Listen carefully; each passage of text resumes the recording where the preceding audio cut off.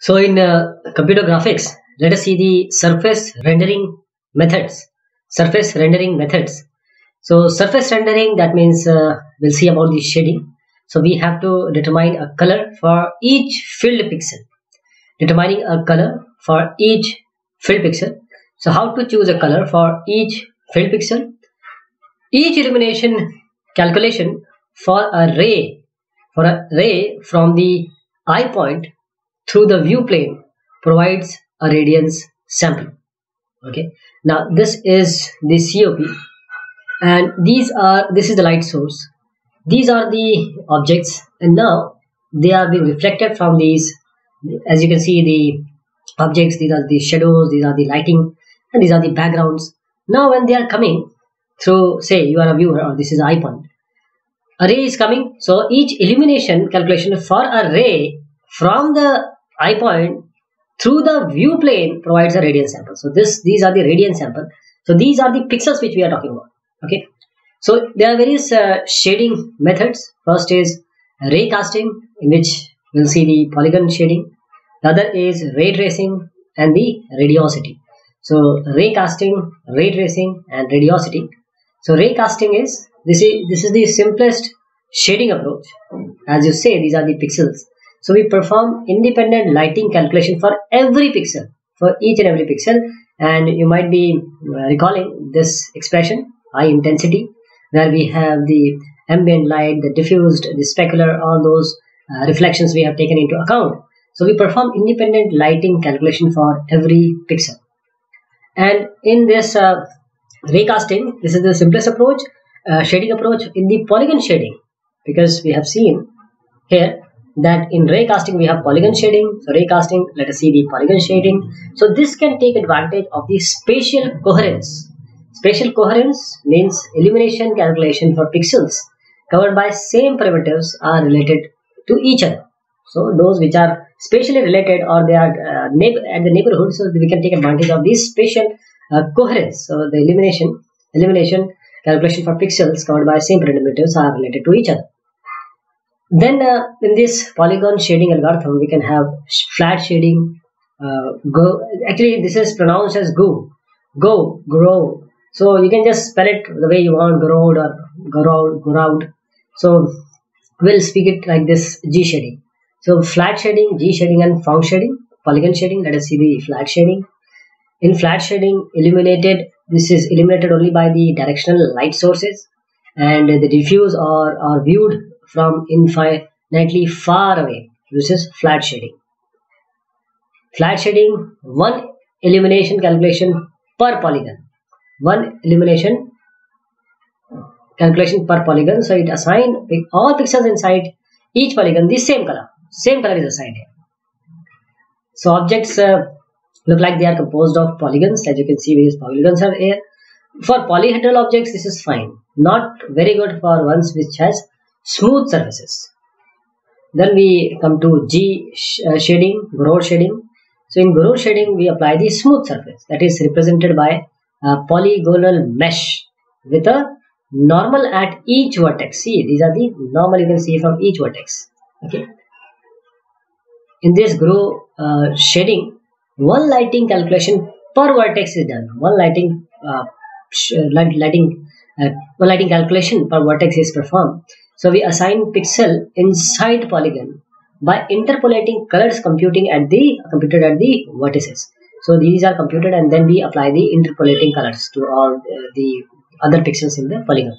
So this is a viewer, this is a lighting source. Now you have N1, N2, N3. So all these are the normals, and these are the V1, view of the viewer, and V2 and V3, and this is the light source. So what we are going to do here is we are computing this one for each vertex and then interpolating. So in this Gouraud shading, we interpolate bilinearly colors at vertices down and across scan lines.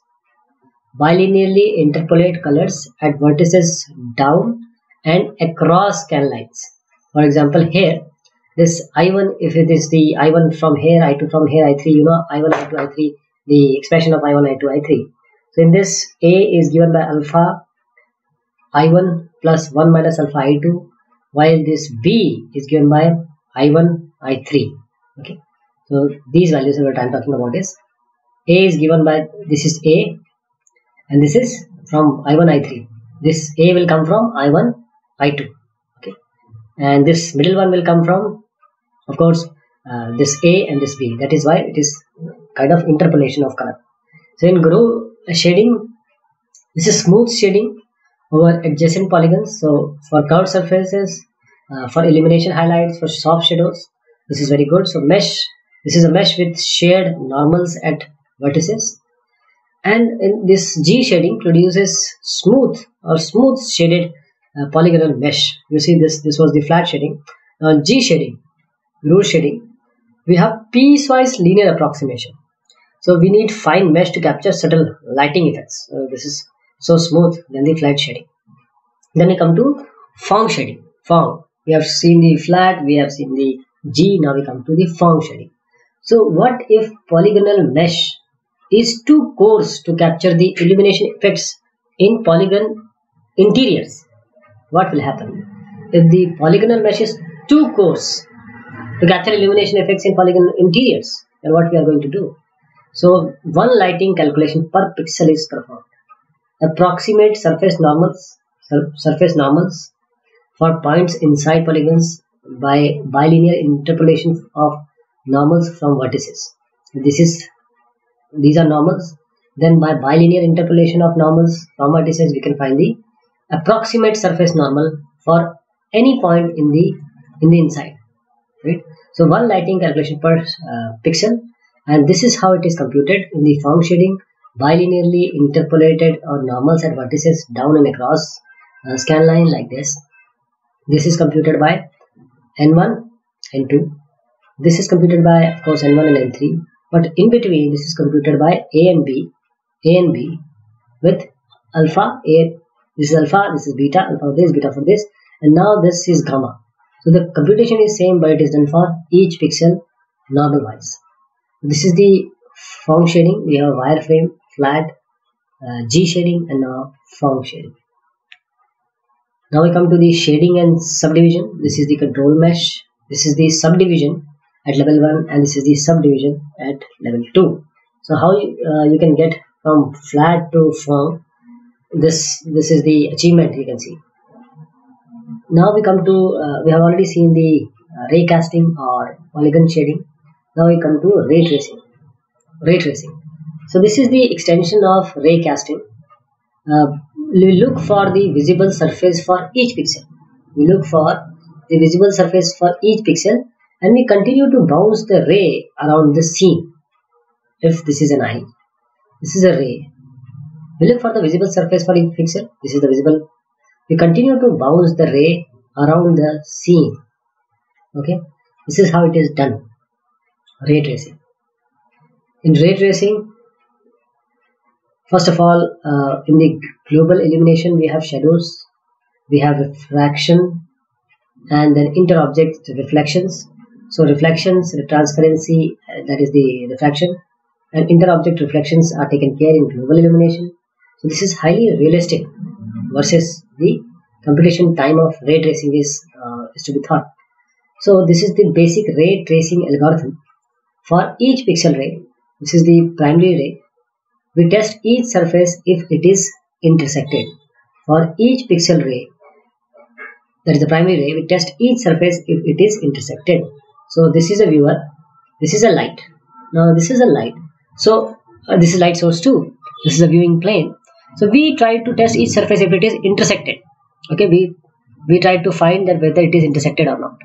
Right? So intersected, as I showed you this line. So intersected, we have secondary ray also, that is the reflection ray, and primary ray we have already found out. Now we want to find out the secondary ray, that is the reflection ray or the transparent refraction ray. Then the ray tracing tree is made, that is ray tree represents the illumination computation. One branch is reflection, the other branch is transmission, then termination. We reach the preset maximum or strike at the light source. Okay, this is a scene, and after this scene we can make a ray tree. That is the primary ray, it will be some certain term is transmission ray, reflection ray.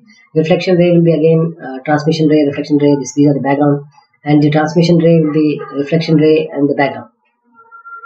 Then we come to the pixel intensity. We try to find out the sum of intensities at root node. So we start at the terminal node. If no surfaces are intersected, the intensity of background is taken. Okay, let me tell you. This is the back. If no surfaces are intersected, here no surfaces are intersected, so we take I back. Okay, otherwise we take I pixel. Then we come to the radiosity. Radiosity means we want to simulate diffuse inter-object reflections and shadows. The idea of radiosity is we want to simulate diffuse inter-object reflections and shadows. So the basic idea is we want to treat every polygon as the light source by itself. Every polygon as the light source. So the advantage is physically models shadow and indirect diffuse illumination, radiosity. It will physically model the shadows and indirect diffuse illumination, and it is independent of any viewpoint. And the equation is given by this expression, where this Bi is nothing but the radiosity of patch I, any patch, and this Ei is given by emission of patch I.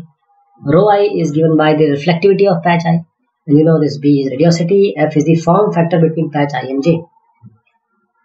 What are these form factors then? The definition of form factor is the fraction of energy leaving patch J that arrives at patch I.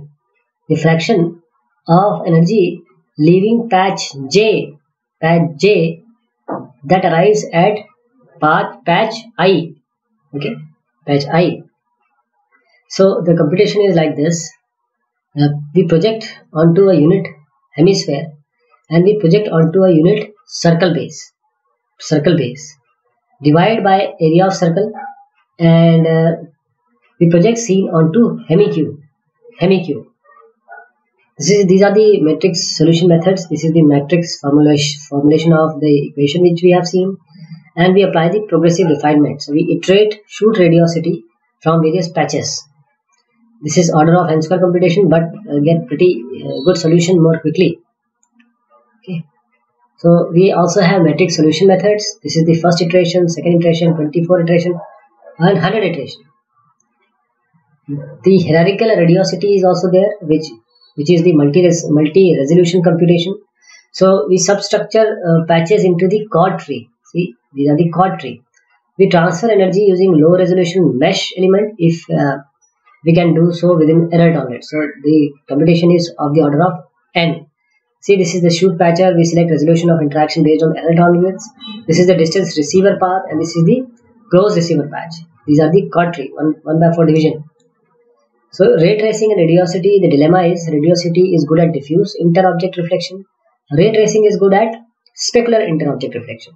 And if you want to combine them, for example, compute diffuse inter-object reflections in a ray tracer, we have something called as Monte Carlo method. So we have a viewer. This is the first primary reflected frustum. This is the second one. So we have seen the ray casting, which was flat, G and firm. Ray tracing also we have seen, and radiosity also we have seen. Now we come to the visible line determination. This is the visible surface determination with ambient illumination light only. This is the individual shaded polygon with diffuse reflection.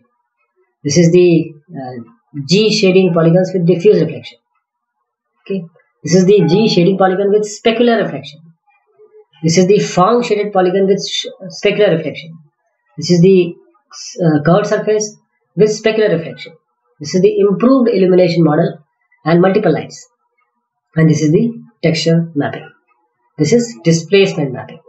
This is reflection mapping. So we'll be taking this texture shortly. So till then.